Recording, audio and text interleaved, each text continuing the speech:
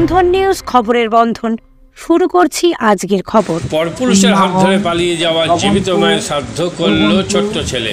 গড়বেতা পশ্চিম মেদিনীপুরে এই ঘটনায় হতবাক গ্রামবাসীরা। জীবিত মায়ের শ্রাদ্ধ শান্তি করল 7 বছরের ছোট্ট ছেলে। ঘটনা পশ্চিম মেদিনীপুর জেলার চন্দ্রকোনা রোড এর দরখোলা গ্রামে। কিন্তু কেন, এই প্রশ্ন খুঁজতে গ্রামে গিয়ে দেখা গেল শ্রাদ্ধ শান্তি করছে ছোট্ট ছেলে। মাথা নাড়া হয়ে মায়ের ফটোর সামনে রেখে রীতিমতো ব্রাহ্মণ ডেকে শ্রাদ্ধ শান্তির কাজ করলো সে। এই প্রশ্ন উঠলো, পরিবারের লোকজন প্রশ্ন করতে গেলে বলে জানায় যে তার মা চলে গেছে ও পরপুরুষের হাত ধরে। 8 বছরের সংসারকে পিছনে ফেলে ছেলেটি বারবারে মাকে খুঁজে বেড়াচ্ছিল। মাকে চলে যেতে দেখে চলে গেছে গত এপ্রিল মাসের 6 তারিখে। মায়ের খোঁজ দিতে না পারা শেষমেশ ছোট্ট শিশুর মায়ের বাড়ির লোকজন আর তার বাবার বাড়ির লোকজন সিদ্ধান্ত নেয় শ্রাদ্ধ শান্তি করার। মা অ্যাক্সিডেন্টে মারা গেছে, সে আর ফিরবে না, এই কথা বলা হয়েছে পরিবারের তরফ থেকে। আর এই ঘটনায় গোটা গ্রামের দৃষ্টান্ত ফেলে দিয়েছে হতবাক গ্রামবাসীরা। একদিকে বেশ কিছু মানুষজন আবার চোখের জলে মৃত বলে দিচ্ছেন পরিবারের লোকজন। মেয়ের মতন ভালোবাসে কিন্তু জঘন্য কাজ করার জন্য মৃত বলে ভাবছেন সেই মহিলার পরিবারের লোকজন। নাম তোমার? অংশুমান ঘোষ। মরে গেছে। মা মরে গেছে? আচ্ছা, মা আর আসছে না? মা কোথায় গেছে জানো? কি হয়েছে মায়ের? শরীর খারাপ। হ্যাঁ, গাড়ি চাপা দিতে। গাড়ি চাপা দিয়েছে? কি হচ্ছে? এখন ছেলেটা মামা করে প্রচুরই কান্নাকাটি করছে, তাকে ভুলানো যাচ্ছে নি, খাওয়া দাওয়াও করছে নি।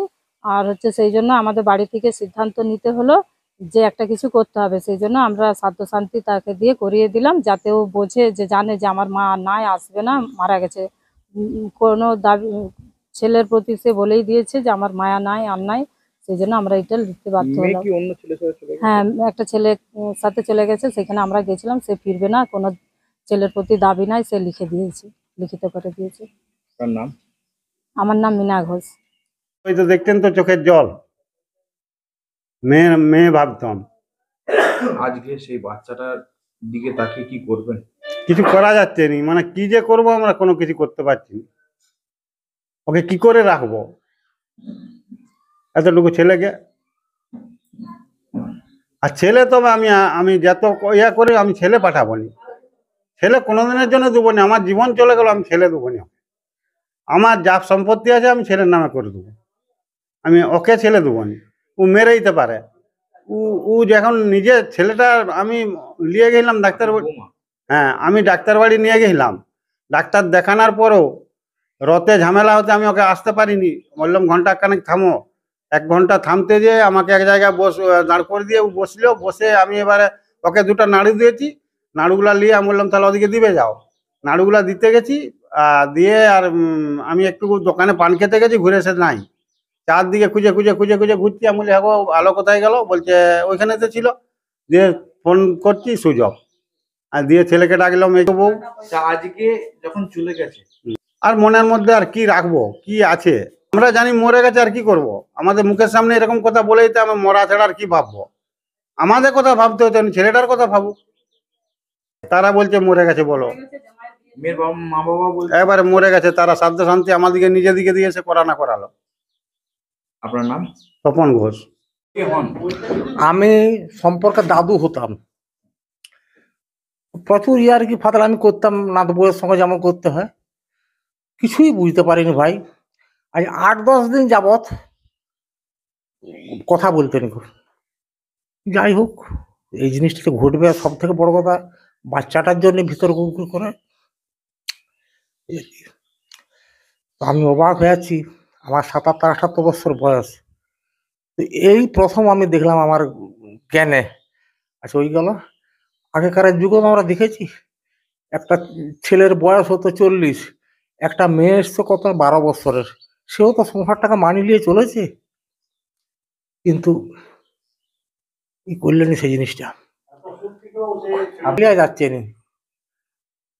এটা একেবারে অসম্ভব জিনিস, এটা মেনে নিতে পারছি না। একটা বাচ্চাকে ছেড়ে চলে যাবে, মানা যাচ্ছে না। এখন মৃত বলেই ভেবে নিচ্ছি, আর কি করব? আর ওইটুকু বাচ্চাকে যদি ছেড়ে চলে যেতে পারে, সেটা মৃত বলেই ভাবতে হবে তাকে। আমার নাম হচ্ছে অজয় উকিল। মাদকাসক্ত যুবকদের জীবনের মূল স্রোতে ফিরিয়ে আনছে চুঁচুড়া নবজীবন ফাউন্ডেশন। আজ থেকে 7 বছর আগে পথ চলা শুরু হয়েছিল এই সংস্থার। হুগলি জেলা থেকে শুরু হয়েছিল নবজীবন ফাউন্ডেশনের কাজ।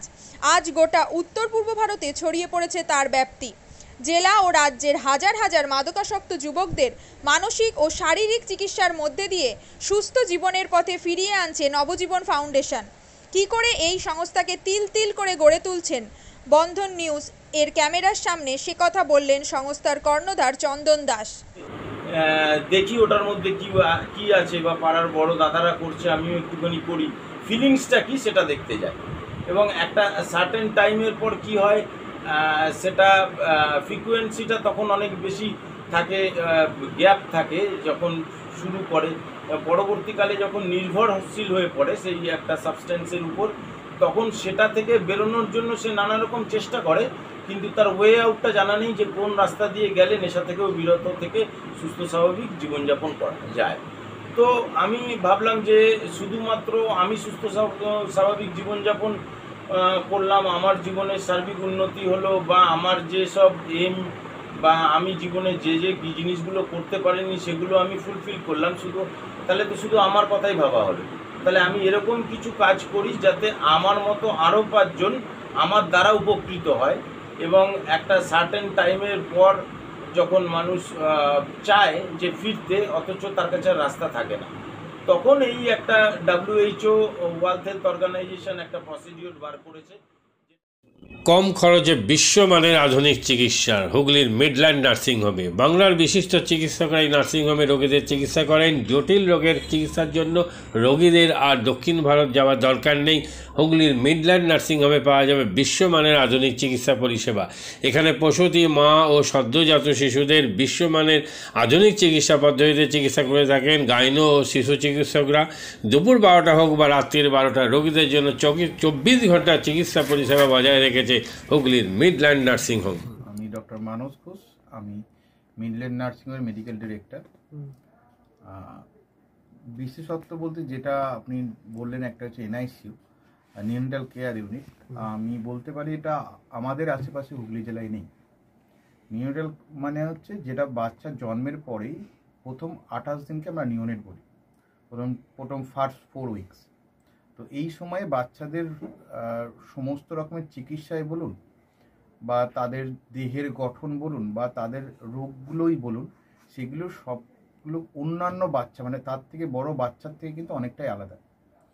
এবং এই ক্ষেত্রে বাচ্চাদের বাচ্চারা খুব সেন্সিটিভ হয়, বাচ্চাদের রোগ প্রতিরোধ ক্ষমতাও অনেক সময় কম থাকে, এবং এগুলোর জন্য স্পেশাল কেয়ার লাগে নিউনেট, এবং তাদের পুরো চিকিৎসা পার্টটা একটা আলাদাভাবে তৈরি হয় প্রথম 28 দিনের জন্য। আমরা এখানে চুঁচুড়া, বিশেষ করে চুঁচুড়া এবং হুগলিবাসীর জন্য এই জিনিসটা আমরা আনতে পেরেছি, যেখানে আমাদের বাচ্চাদের এই নিউনেটদের ক্রিটিক্যাল খুব খারাপভাবে যে নিউনেটগুলো জন্মেছে, বা যারা জন্মের পরে যারা হাঁপাচ্ছে, বা যারা মেকোনিয়াম খেয়ে ফেলেছেন, বা যাদের কোনো জন্মের পরে কোনো রকমের শ্বাসকষ্ট বলুন, বা কোনো রকমের অসুবিধে হয়েছে, বা জন্ডিস ধরা পড়েছে, বা অন্য কোনো কমপ্লিকেশান হয়েছে, সেই ধরনের বাচ্চাদের চিকিৎসা করার জন্য উপযুক্ত ব্যবস্থা আমরা এখানে করতে পেরেছি। তার ভিতরে আমরা বলতে পারি আমাদের এখানে ওয়ার্মার আছে সাফিসিয়েন্ট, আমাদের এখানে 6টা বেডের জন্য ওয়ার্মার আছে, এবং আমাদের এখানে phototherapy bilayer double surface phototherapy আছে যাদের কনজেনিটাল বা যাদের জন্ডিস ধরা পড়েছে তাদের জন্য, এবং বাচ্চাদের ভেন্টিলেটার আছে আমাদের একদম নিওনেটদের জন্য। এই ভেন্টিলেটার সাধারণভাবে সব জায়গায় পাবেন না, এবং বাচ্চাদের বাবেল সিপ্যাপ যেটা একটা স্পেশালাইজ মেশিন, বাচ্চাদের যেহেতু ভেন্টিলেটার খুব বেশি লাগে না, কিন্তু বাবেল সিপ্যাপ বলে একটা জিনিস খুব বেশি লাগে, তাদের অক্সিজেনের পরিমাণ কমে গেলে, তাদের শ্বাসকষ্ট হলে, সেটাও আমাদের এখানে আছে। এবং আমি কিছুদিন আগে আমাদের একটি বাচ্চা এখানে ভর্তি হয়েছিলেন, যার শ্বাসকষ্ট হতে শুরু করেছিল জন্মের 6 ঘন্টা পর থেকে, এবং সুন্দরভাবে তাকে আমরা এখানে চিকিৎসা দিয়েছি। আমাদের এখানে 2 জন খুব ইয়ং এনথুজিয়াস্টিক পেডিয়াট্রিশিয়ান আছেন, ডক্টর মৈত্র এবং ডক্টর ঘোষ। তো তারা তাদের 2 জনের আন্ডারেই বাচ্চা ভর্তি ছিলেন। অন্য পেডিয়াট্রিশিয়ানরাও আসেন, বাট এনারা আমাদের এখানে সবসময়ই থাকেন মোটামুটি একটা স্তম্ভের মতো আমাদের নিউনেটাল কেয়ার ইউনিটের জন্য। এবং বাচ্চাটি এই মুহূর্তে খুবই ভালো আছে, তাকে আমরা ডিসচার্জ করেছি। ও এটা কি প্রিম্যাচিওর বেবিদের ক্ষেত্রে এটা বেশি প্রয়োজন হয়? ভীষণভাবে প্রিম্যাচিওর বেবি যারা একটু আগে জন্মেছেন বা যাদের ওয়েট কম হয়েছে এবং অনেক সময় মায়ের বা ওয়েট অনেক সময় বেশি ওয়েট হলেও যে সেটা ভালো সেরকম নাও হতে পারে, যেমন ডায়াবেটিসের ক্ষেত্রে হতে পারে, বা অনেক সময় বাচ্চাদের বারবার জন্মানোর পর সুগার ফল করছে, এটাও আমরা দেখি। অনেকগুলো কারণেই যেগুলো জন্মের পরে পরেই যে সমস্ত সমস্যাগুলো হয় সেগুলোর জন্য এরকম স্পেশালাইজড ইউনিট দরকার হয়, নিওনেটাল কেয়ার ইউনিট, এবং সেটা আমরা এখানে করতে পেরেছি। প্রথম কথা হচ্ছে জীবনের দাম সব থেকে বেশি, ঠিক আছে, এবং যে মা 10 মাস তার বাচ্চাটাকে গর্ভে ধারণ করেছেন তার জন্য সারা পৃথিবীর সব থেকে মূল্যবান জিনিস বা সেই বাবাটির জন্য কিন্তু সেই শিশুটি। রিগার্ডিং কস্ট যদি বলেন, আমরা এমনিতে একটা মফস্বল এলাকাতে থাকি এবং আমাদের পুরো নার্সিংহোমটাই মফস্বল এলাকাতে। আমরা সেটার কথা মাথায় রেখেই আমাদের যে সমস্ত কস্টগুলো রেখেছি, এবং এই যেটা বললাম কয়েকদিন আগেই আমাদের একটি বাচ্চা যাকে হঠাৎ করে শিফট করতে হয়েছিল নিকুতে, সেই চিকিৎসা পেয়ে গেল। তার বাবা মা দুজনেই খুব স্যাটিসফাইড। আমাদের যে ফেসবুক আছে, পেজ আছে, সেখানে আপনারা তাদের কথা শুনলে বুঝতে পারবেন, এবং কস্ট মানে যথেষ্ট রিজনেবল। আমি একেবারে কম বেশি এরকম বলবো না, আমি বলবো রিজনেবল। আমাদের মফস্বলের জন্য যেটা হওয়া উচিত সেই রকমই করা আছে।